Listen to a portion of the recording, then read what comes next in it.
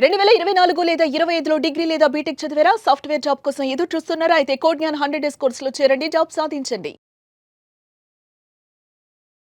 Sir నమస్తే. నమస్తే అండి. సార్ నాకొక డౌట్ సార్.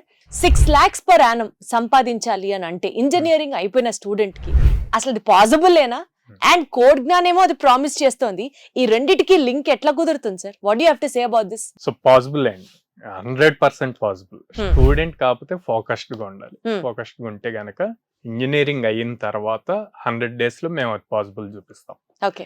సో మేము వచ్చేసి లైక్ ఫుల్ స్టాక్ ప్రోగ్రామ్స్ ఇస్తాం. సో ఆ ఫుల్ స్టాక్ ప్రోగ్రామ్స్ ప్రాపర్ గా నేర్చుకుంటే గనక ప్రతి కంపెనీకి రిక్వైర్మెంట్ ఉంది. సో ఆ కంపెనీ రిక్వైర్మెంట్స్ తగ్గట్టు వీళ్ళు కనుక ప్రిపేర్ అయ్యి ఇంటర్వ్యూస్ క్రాక్ చేయగలిగితే ఈజీగా క్రాక్ చేయగలుగుతారు 6 lakhs.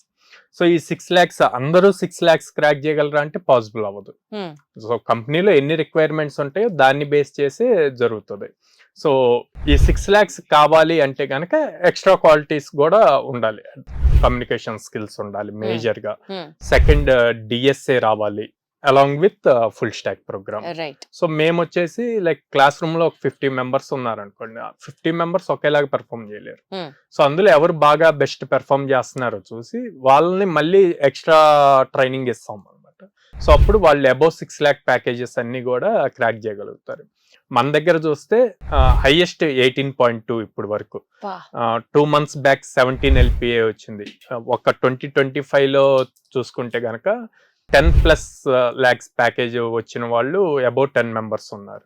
మీరు అడిగిన 6 above అయితే గనక దాదాపు 30 to 40 members ఉన్నారు. సో ఒకటి అర్థమవుతుంది ఇది పాసిబుల్ అని.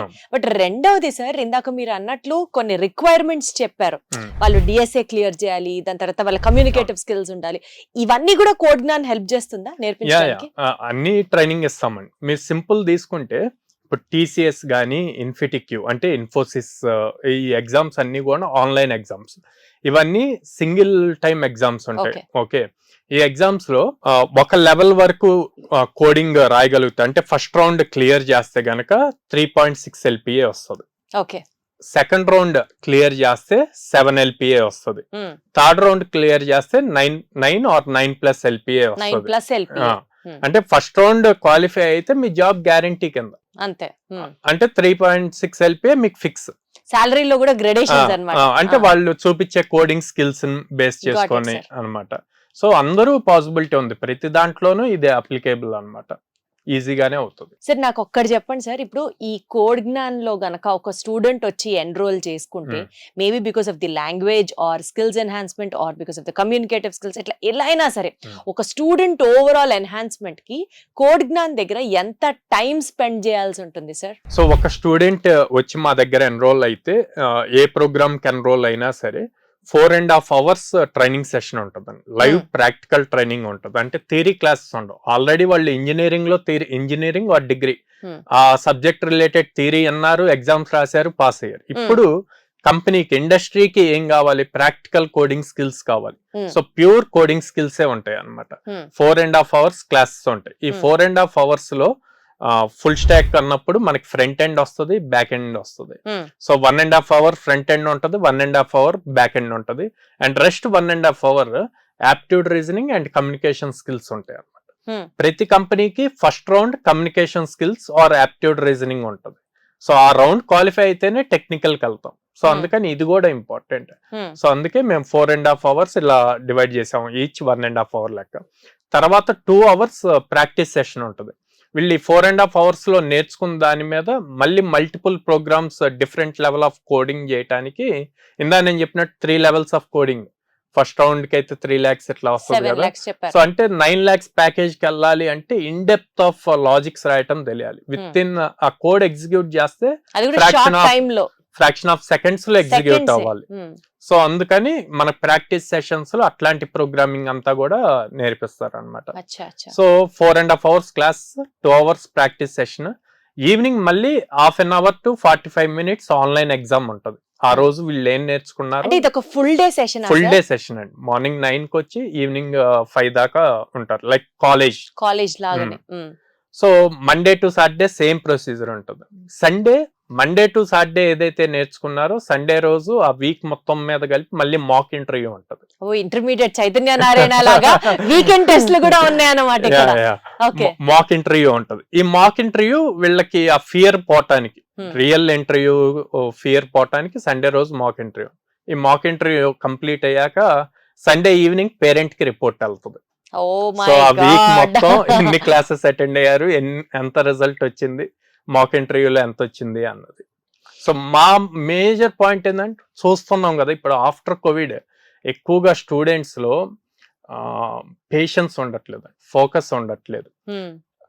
వి thought parents should focus on them, concentrate చేయాలి అసలు వీళ్ళు ఏం చేస్తున్నారు. సో అందుకని మేము ఆ report every Sunday evening WhatsApp లో పేరెంట్ నెంబర్ కి రిపోర్ట్ వెళ్తుంది.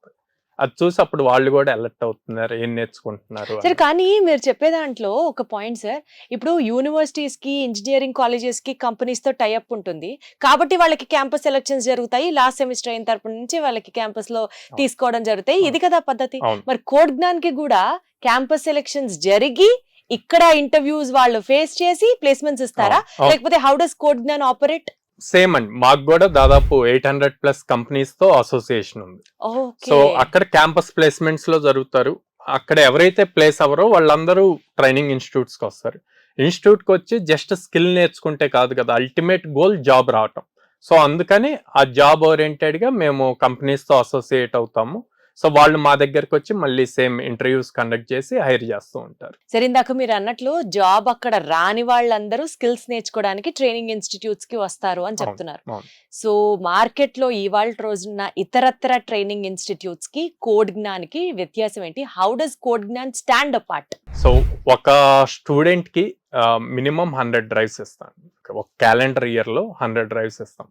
మనం 4.5 years ప్రాపర్ అప్ స్కిల్ చేసి ఇండస్ట్రీకి ఏం స్కిల్స్ కావాలో అవి ట్రైనింగ్ ఇచ్చి ఇన్ని ఆపర్చునిటీస్ ఇచ్చినప్పుడు ఈజీగా క్రాక్ చేయగలుగుతారు.